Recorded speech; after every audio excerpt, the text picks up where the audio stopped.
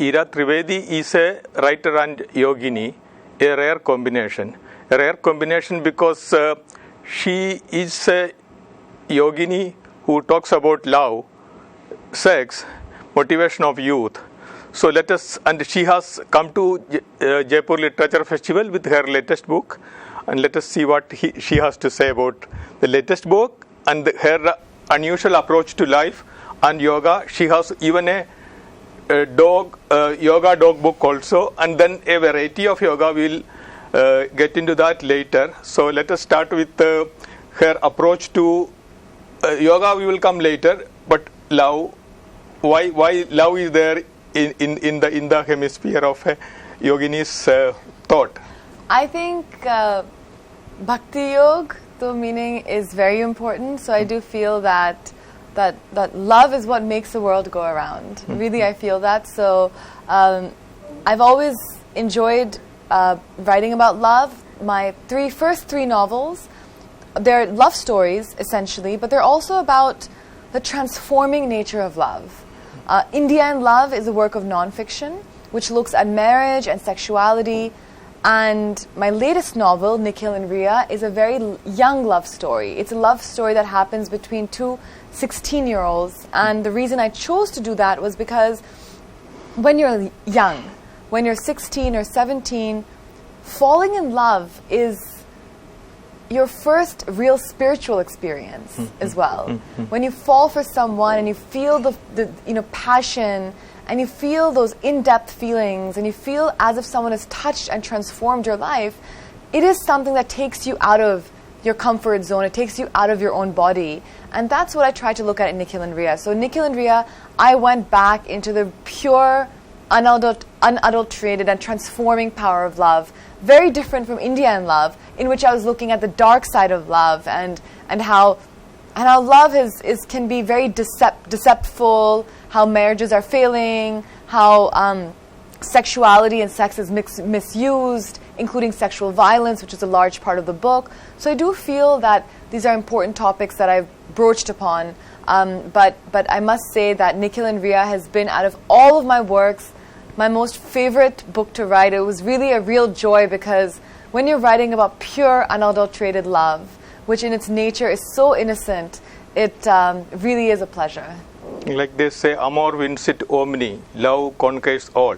So here is a yogini who talks about love and transformation of love, life through love.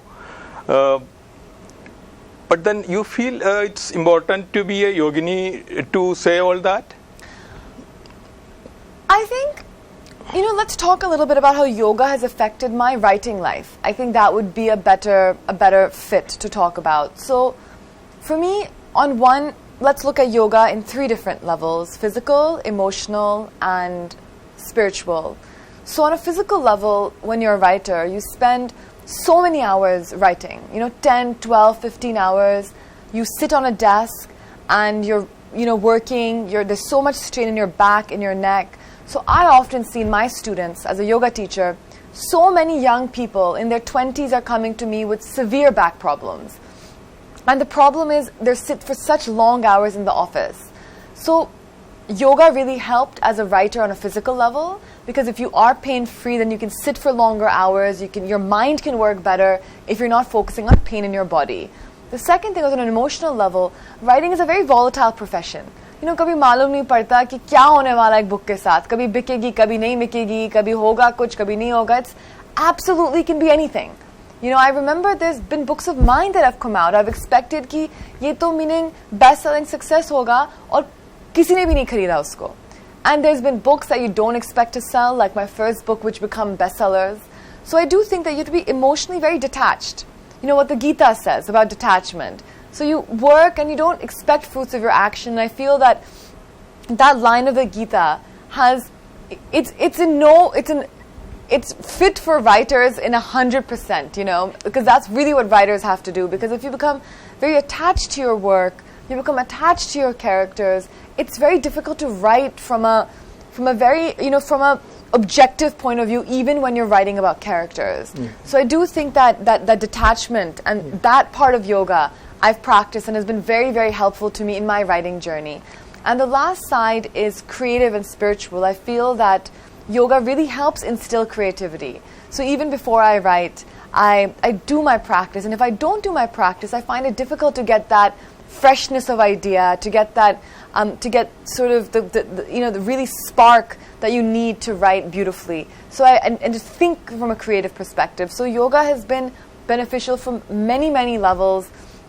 And, I think at the end of the day, yoga, the word yog ka matlab hi union hota hai. Yoga means union. And love also means union. Yeah. So I find that they're actually one in the same in only so thing many is that ways. you need to explain it every time. Like, of course, we had Osho and all, who could integrate, yoga and sex and love and all in a fine manner. But then every time, when a yogini and of course the one who is talking about sex or love, it's like people are slightly taken aback kind of situation. Absolutely. Most of the time. And especially because I'm a woman. Yes. And especially because I write from a woman's perspective. In fact, but my new novel is actually written from a boy's perspective. It's from a male perspective. But when I'm a woman and I write about sexuality, I write about marriage, I write about love, people look at it from a slightly different angle, and they look at it from a jaundiced point of view that she's a woman. And how can she be writing about this stuff? But I think we do need someone writing about love from a woman's perspective, writing about sex and sexuality from a woman's perspective, writing about sort of, all the things that are happening to women in this country, and there's so much happening. We really are in a new generation of women. Our mothers, for example, unke liye to it was important, meaning wo log, they were not focused on their careers so much. For them, the number one focus was 18, 19 पे शादी हो जाती थी उनकी, और उसके बाद घर और बच्चों को संभालना. पर आज की जो जनरेशन हो गई, उनको वो नहीं चाहिए. उनको करियर भी चाहिए, और उनको एक फैमिली लाइफ भी चाहिए. उनको एक ऐसा साथी चाहिए जो उनका बेस्ट फ्रेंड भी हो, जो उनका बॉयफ्रेंड भी हो, जो उनका हस्बैंड भी बन सके. तो girls in today's day and age want very different things from what our mothers wanted, and definitely from what our grandmothers wanted. And this is in a generation at large. So I think it's very important, and in all of my writing, I really focus on women. In all of my journalism, I focus on women, because I do think कि इस देश को women आगे बढ़ाएगा, India को. And India will progress when it's women progress. That is great. And I do think that love and sexuality are really inner journeys that people take, especially women. And I do think that it is really a process of self-discovery. And the more women can talk about it in an open and candid and honest fashion, the better it is for them on many, many levels. Okay. इरा आपने BA economics में किया Wesley college से, and MBA Colombia से आपने business school से किया. तो आप चाहती तो आप CEO बन सकती थी किसी मल्टीनेशनल कंपनी में, या फिर आप आगे जाके आप बिजनेस वुमन बन सकती थी, एंटरप्रेन्योर बन सकती थी, लेकिन आपने योगा और ऑथर बनना ही क्यों चूज किया? नहीं, बहुत अच्छा सवाल है, और काफ़ी टाइम मैं अपने आप से भी पूछती हूँ कि ये मैंने क्यों किया अभी तक. तो मीनिंग ये राइटिंग की काफ़ी स्ट्रगल सी जर्नी है, स्ट्रगलिंग की ज़िंदगी है. तो कभी कभी मैं ये भी सोचती हूँ कहीं मैंने गलत डिसीजन तो नहीं लिया राइटर बनने में. पर फिर वो कभी कभी मोमेंट्स ऑफ डाउट तो हो ही जाते हैं. पर वैसे तर्क में तो I am very happy being a writer. And yoga तो एक नेचुरल, मीनिंग बहुत ऑर्गेनिकली हुआ योगा. राइटिंग तो मैंने एक किताब लिखी, मुझको मालूम भी नहीं था कि मैं किताब लिख सकती थी. मुझको रीडिंग का बहुत शौक था. मेरी दादी जो है उन्होंने 50 बुक्स लिखी हैं, वो काफ़ी रिनाउंड राइटर हैं.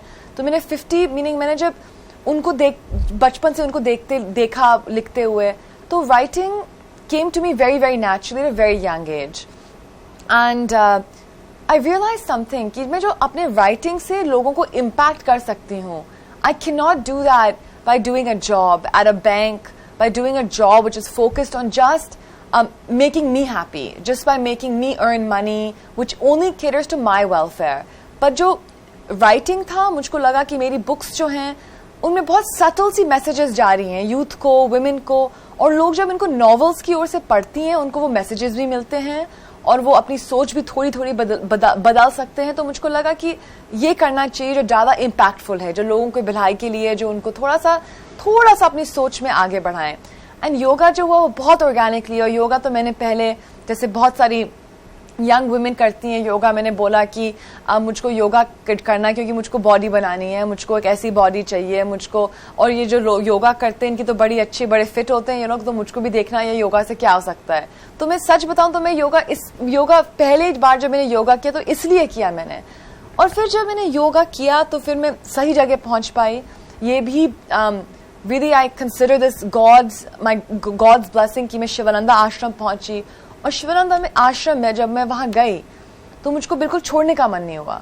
मैं वहां गई and I got introduced to yoga from a life perspective, not कि योगा का मतलब कि आसन लगाओ, योगा का मतलब कि यौगिक जिंदगी जियो, और इसके ऐसे ऐसे पॉइंट्स होते हैं, ऐसी एक यौगिक जिंदगी जी जाती है। तो उसके बाद I think I realized the benefits of yoga and how yoga has such power. And then उसके बाद मेरी योग जिंदगी चालू हुई, और वो राइटिंग के साइड बाय साइड चलती गई। मैं लिखती गई और मैं योग करती गई। मैंने अपने आप को प्रॉमिस किया था कि जो भी हो मुझको रोज योग 1 घंटे करना है। और मेरे उस टाइम पे एक बहुत बुरी सर्वाइकल इंजरी थी, मुझको 3 महीने के लिए ब्रेस पहनना पड़ रहा था, पर फिर भी मैंने बोला कि नहीं, मैं फिर भी योग करूंगी। डॉक्टर्स ने बोला कि मत करो कुछ, बस ब्रेस पहनो और कुछ भी मत करो, तो मैंने बोला नहीं, मुझको योग करना है। और फिर मेरी इंजरी योग ने ही ठीक की, तो फिर मैंने योग चालू किया, और फिर मैंने अपनी ट्रेनिंग की, बहुत सारी ट्रेनिंग्स करती गई। मैं आश्रम 1 महीने के लिए, 2 महीने के लिए, 3 महीने के लिए भाग जाती थी, क्योंकि वहां मुझको वो यौगिक जिंदगी बहुत ज्यादा पसंद थी। फिर थोड़ा योग की मेरी जिंदगी आगे बढ़ी। लोगों ने बोला कि हमको सिखाओ, तो पहले 2 स्टूडेंट्स थे, फिर 5 स्टूडेंट्स थे, फिर 10 स्टूडेंट्स थे, और ऐसे बढ़ते गए। और फिर 2 साल पहले जो इंटरनेशनल योगा डे था, वहां मैंने जो दुनिया की सबसे बड़ी class, Guinness book of world record, उस क्लास ने सेट किया था, वेयर देयर 60,000 पीपल। तो ऐसे योग की जिंदगी भी आगे बढ़ती गई। और फिर मैंने बोला कि हमको योग की किताब होनी चाहिए बच्चों के लिए, तो मैंने कैरेक्टर बनाए, एक छोटा सा कुत्ता बनाया, एक फ्रॉग बनाया, और एक एलिफेंट बनाया। और ये छोटे छोटे एनिमल्स योग कर रहे थे, क्योंकि हम लोग अगर आसन को देखें तो आसन mostly are derived from animals. तो उनके नाम भी एक वो शीश आसन होता है, एक भुजंग आसन होता है, एक मंजरी आसन होता है, एक मयूर आसन होता है। तो सब आसन काफी एनिमल से डिराइव्ड हैं। तो मैंने इन एनिमल्स को बनाया जो बच्चों को योग सिखाए। मैंने एक फाउंडेशन चालू की जो बच्चों को स्लम एरियाज में जाके योग सिखाए, और फिर ऐसे मेरी योग की जिंदगी बढ़ती गई। तो ये साइड बाय साइड दोनों चलते रहते हैं, एक तो मैं राइटिंग करती रहती हूँ और फिर मैं योग करती रहती हूँ। और आजकल फिर वो अगर कंबाइन हो गए तो फिर मीनिंग मेरे लिए तो उससे ज्यादा कोई अच्छी चीज नहीं हो सकती, क्योंकि मैं योग के बारे में अगर लिख सकूँ तो। और वो ही अब हो रहा है धीरे धीरे, और उसको मुझको काफी मुझको उससे बहुत सेटिस्फैक्शन मिल रहा है ऐसे लिखते हुए योग के बारे में। इरा, जैसे मैंने पढ़ा था कि आप नेशनल लेवल, अपने स्कूल टाइम में नेशनल लेवल स्क्वॉश प्लेयर भी रहे थे। हाँ। तो फिटनेस के लिए वो भी बहुत अच्छी चीज है, आपने वो परस्यू क्यों नहीं किया, क्या कारण? मैं आपको ये बताऊं, जो मैंने स्कूल टाइम में ट्रेनिंग ली थी स्पोर्ट्स की, वो उस टाइम पे तो बहुत कष्ट होता था कि इतने क्यों भगा रहे हैं हमको 6 किलोमीटर 10 किलोमीटर। उस टाइम पे तो बहुत बुरा लगता था कि सुबह 4-5 बजे उठो, स्क्वॉश की प्रैक्टिस में जाओ, जीतो, अगर नहीं जीतो तो कोच खूब चिल्लाता था, सब लोग बहुत नाराज होते थे कि क्यों नहीं जीते। पर वो जो डिसिप्लिन थी जो उस टाइम पे डेवलप की, वो मेरे योग की जिंदगी में बहुत ज्यादा बहुत बेनिफिशियल हुई है।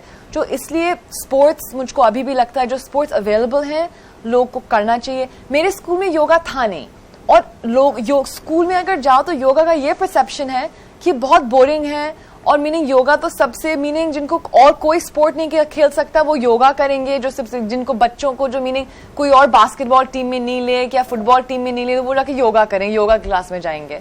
और सबसे ज्यादा क्लास जो बंक होती है स्कूल में वो भी योगा होती है, मैं आपको वो ये भी बता दूं। तो इसलिए योग का उस टाइम पे कोई अच्छा वो नहीं था कि योग कोई अच्छी चीज होती है। I want to ask you about Namami Yoga. Yeah. What is it exactly?